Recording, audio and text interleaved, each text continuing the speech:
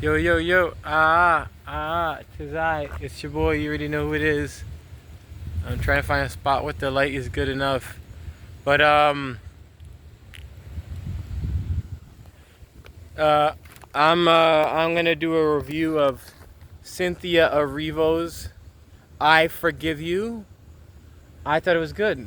I don't think it was the greatest album of all time, but I like Cynthia Erivo as an artist.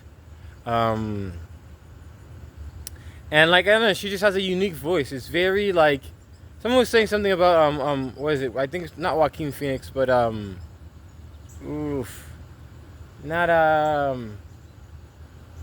dadgum, not Denzel, Christopher Walken. This guy Barry is kind of like an 80s jock was saying something about Barry. There's this guy who's like he just likes movies that are like very have unique and are different and have like big bold characters or characters with enough gravity and enough oomph basically to make them interested in the movie. And I think that's the category kind of for me. Like I feel like that's where Cynthia Erivo is where she's just like gracefully powerful. She has this kind of gospelness woven throughout all of her songs in her voice, but there's also like a modern day pop with also elements of this kind of like poppy, raspy type of just like I don't know, like soul and like kind of just like grassroots like blues to it, but it's all like presented as pop, and it's just very interesting. It's very just I don't know. It's just very soothing in a way that it's all worked out in a way that just entices you and pulls you in, and yeah, I think yeah, she's not as loud, and I think that's something that people kind of conflict. Like they kind of say, "Oh, you're not loud, you're not good," whereas like that's not true. You know, I would say like Ariana Grande and just like a Demi Lovato or a Christina Aguilera are louder singers.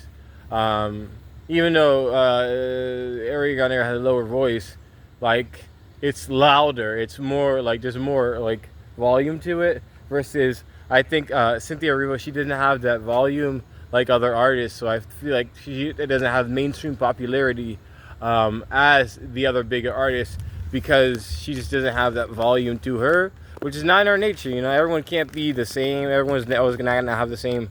I don't have my selfie stick today, so I have to hold this. This is getting heavy. But yeah. Yeah, I liked it more than twice. I liked Brick by Brick. Yeah, I like the first parts of the first two three songs. Yeah, I really like Brick by Brick. It was just very like uprising and just very powerful without while staying still pop. Yeah, I mean, Cynthia Erivo, she's a amazing, beautiful, talented artist, a singer. Um,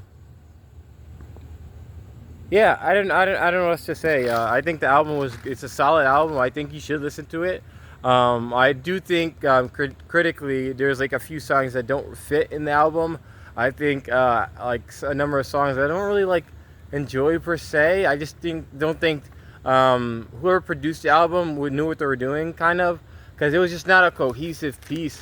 Versus there's other albums where I'm like, wow, everything fits in perfectly. Like Stromae's albums, the French singer, it just fits really well. But this album, I feel like there was not enough cohesion to really sell it over as like, wow, this is amazing. I was like, it's good and I'm a fan, but I feel like the album could have been better because I feel like there could have been better cohesion and the songs could have had more identity in them specifically. But that's not to say I think this is an album that should be listened to. I do think it's really good. And Cynthia Erivo, she's a bomb.com. So I forgive you, Cynthia Erivo.